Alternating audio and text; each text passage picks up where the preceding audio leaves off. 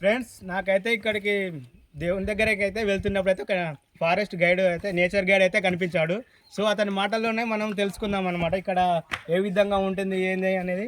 So చెప్పండి bro, ఇక్కడ కొన్ని విశేషాలు. తినడం ఆపండి, తర్వాత ముందు ఎక్స్ప్లెయిన్ చేయండి మాకు. ఇది వచ్చేసి సలేసిన జాతర అండి.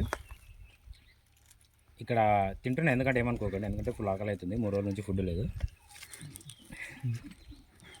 ఇక్కడ మేము ఎందుకు వచ్చినామంటే మేము వచ్చిన ప్రాసెస్ ఏంటంటే ఇక్కడ వచ్చిన వాళ్ళందరూ ప్లాస్టిక్ వేస్తారు కదా, సో దాన్ని క్లీన్ చేయడం కోసం అనమాట.